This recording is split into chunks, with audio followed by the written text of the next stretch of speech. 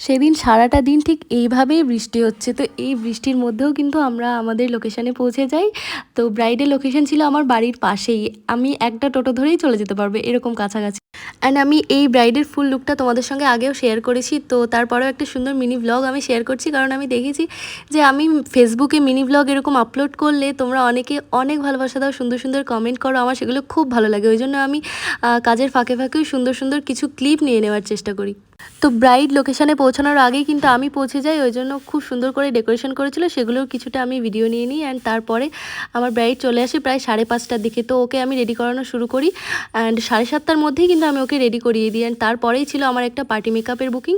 তো সেটাও কিন্তু আমি ওখানে একেবারে কমপ্লিট করে, তো তোমরা যারা আমার আপকামিং ব্রাইডরা আছো তাদেরকে একটা কথাই বলবো যে তোমরা একটু টাইম মতন বসো। জানি অসুবিধা থাকে ওই দিনটাতে, তারপরেও একটু টাইম মতন বসার চেষ্টা করো, কারণ ওই একই দিনেই আমার দুটো লোকেশানে দুটো ব্রাইড বুকিং থাকে। তো তুমি যদি একটু লেট করো তাহলে কিন্তু সেকেন্ড ব্রাইডের খুব অসুবিধা হয়ে যাবে। অ্যান্ড ওই জন্যই আমি বললাম যে একটু তাড়াতাড়ি বসার চেষ্টা করো, তাহলে তোমারও সুবিধা, তুমি টাইম মতন রেডি হয়ে যেতে পারলে, অ্যান্ড আমিও লোকেশানে তাড়াতাড়ি পৌঁছে যেতে পারবো।